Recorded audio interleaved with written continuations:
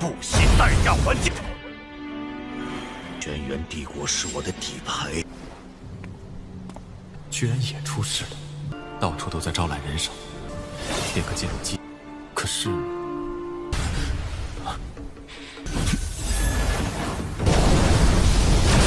真的是一个和姬家交好的大势力。既知紫云仙子驾临，于之前，我竟……你嚣张个什么劲儿？云仙子并临，真是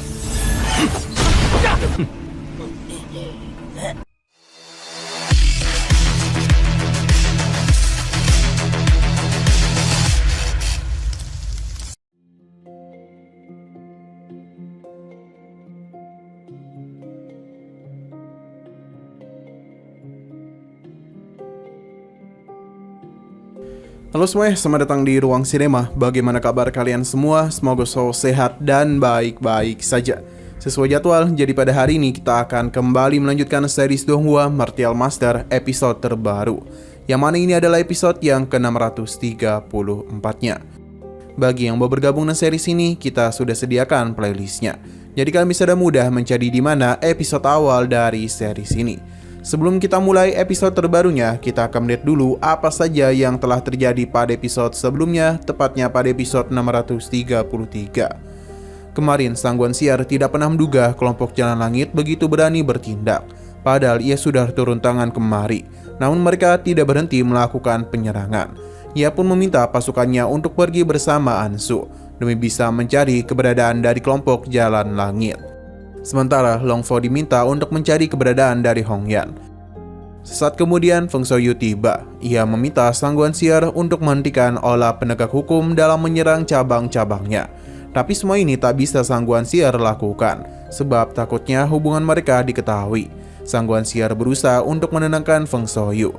Hal tersebut berhasil, tapi sesaat kemudian dia bertarung dengan sosok iblis asing. Sangguan Siar menyarankan dia untuk menyelidiki kejadian ini dan membuktikan kalau mereka itu tidak terlibat, karena jika tidak, ia sendirilah yang akan menghancurkan mereka. Sementara Feng Xiaoyu harus menerima kenyataan kalau aula penegak hukum kembali menyerang cabangnya. Sekarang kita akan melanjutkan episode terbarunya. Feng Xiaoyu telah menerima semua informasi yang diberikan oleh tetuanya. Ia juga telah melakukan pemeriksaan dan dapat melihat dengan jelas bagaimana pasukannya dibantai habis oleh aula penegak hukum. Sebagai seorang kaisar, ia ingin Wushuang mendengarkan perintahnya dan sampaikan kepada semua pasukannya untuk bisa memperkuat pertahanan di seluruh pos penjagaan. Jika aula penegak hukum tetap melawan, maka mereka akan memberikan pembalasan. Wushuang siap dan pergi dari hadapan kaisarnya. Feng Xiaoyu berharap Sangguan Siar tidak menyalahkan dirinya karena bagaimanapun Kekaisaran Xuan Yuan merupakan kartu terakhir yang ia miliki. Tidak mungkin ia memberikan hal itu begitu saja. Setelah beberapa episode tidak diperlihatkan, kita pun dibawa kepada Abang Qin. Sepertinya dia sudah hampir tiba di Provinsi Ji, tanah leluhur dari keluarga Ji. Di kehidupan lama Qin, ia sudah tahu tentang keluarga tersebut. Namun ia tidak pernah menyangka keluarga Ji yang dulunya bersembunyi dari dunia kini telah menampakkan diri mereka ke hadapan dunia. Apapun yang terjadi, Qin harus pergi dulu ke tempat tersebut.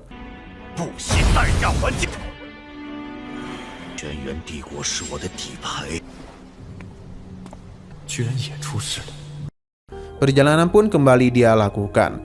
Hanya saja di depannya itu ada larangan tingkat tinggi yang menjaganya. Selain itu ada pula master kuat yang berdiam diri dalam tempat tersebut. Andai saja Qin adalah Martial Emperor Langit 9, akan sangat mudah baginya untuk masuk ke dalam sana. Tapi dengan kondisi seperti sekarang, maka ia tidak punya pilihan lain selain menggunakan cara berbeda. Tujuan Qin berubah, yakni ke kota Zizhou. Alasannya kemari adalah untuk mencari beberapa informasi. Qin harus bertanya dulu kepada orang-orang di kota tersebut. Hingga ia pun menjadi tahu kalau setelah muncul ke dunia, keluarga Ji seketika telah menjadi penguasa langit ketiga di Provinsi Ji. Andai saja ia direkomendasikan oleh suatu kekuatan besar, maka selama bakat yang dia tampilkan cukup memukau, maka Qin meyakini dia pasti dapat menarik perhatian dari para petinggi keluarga Ji. Dan begitu jugalah kelak menyusup ke tanah leluhur pun akan jauh lebih mudah daripada sekarang. Tapi yang menjadi masalah di manakah Qin dapat mencari kekuatan yang mau merekomendasikannya. Hingga sesaat kemudian sebuah ledakan kekuatan mengejutkan Qin. Ia yakin itu adalah obat kaisar. Merasa itu merupakan kesempatan yang bagus, Qin-Chen pun segera melakukan sesuatu, yakni melakukan perubahan bentuk. Tidak hanya wajahnya, namun kini penampilan Qin-Chen benar-benar tak bisa dikenali. Ia memilih untuk pergi ke sana. 到处都在招揽人手，变个记录机。可是，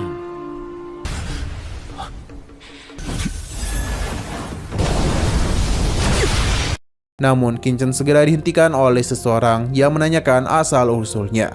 Selain itu ia memintanya untuk menyingkir, sebab pangerannya tengah menikmati teh dan berdiskusi di atas sana sambil mengagumi obat kaisar. Namun Qin-Chen tidak terlalu peduli, yang membuat pria itu kesal. Ia hanya tertawa saja. Di saat ia hendak diserang oleh seseorang yang menghentikannya, sebuah kereta kuda pun muncul, yang mana itu adalah kedatangan dari Yuzuki. Selain itu, kereta kuda ini juga membawa peri Jiyu. Pria ini pun memberikan hormat kepadanya. Sementara Qin-Chen merasa cukup familiar dengan nama itu. Pasalnya, Jiyu merupakan kekuatan besar yang juga berhubungan baik dengan keluarga Ji. Ia pun berencana untuk mendapatkan rekomendasi dari keluarga Jiyu. Yuzuki mengingatkan pria ini karena seharusnya ia sudah tahu kalau peri Jiyu akan hadir kemari. Jadi lebih baik dia itu segera menyingkir dari hadapannya. Namun pria itu malah sombong dan memberitahu kalau hormatnya bukan kepada Yuzuki, melainkan kepada peri Jiyu. Terlebih lagi, Tuan Gu Changfengnya setara dengan peri Jiyu. Seharusnya Yuzuki ini tidak sombong di depannya. Mendengar hal itu hanya membuat Yuzuki tertawa saja. Karena bagaimana mungkin Gu Changfeng bisa disejajarkan dengan peri Jiyu-nya. Seharusnya mereka itu bisa sadar. Karena tuannya dihina membuat pria ini kesal. Pertarungan pun sempat terjadi, tapi Yuzuki dengan mudah mementalkannya, yang membuat pria ini sadar siapa lawannya. 真的是一个和姬家交好的大势力。 既知紫云仙子驾临， 李志奇，我竟……你嚣张个什么劲儿？ 云仙子并临，真是…… Sementara peri Jiyu meminta untuk segera naik dan tidak membuang-buang waktu lagi. Yuzuki pun segera pergi membawa perinya menuju atas dari tempat itu. Sedangkan Qin-Chen hanya terus memperhatikan pria ini yang membuat dia kesal. Terlebih lagi sebelumnya ia sudah dipermalukan. Qin-Chen memberitahu kalau barusan dia telah melihat seseorang memukuli anjing, yang mana ini tentu saja membuat pria itu menjadi kesal dan langsung menyerangnya. Tapi Qin-Chen dengan mudah memberikan tamparan manja kepadanya. Berhubung pria ini tidak kunjung sadar, jadi tendangan manja juga Qin-Chen berikan, yang membuat pria ini harus mengalami mimpi indah. Bagi Qin-Chen, dia hanyalah seorang pengecut yang cuma bisa menindas yang lemah saja.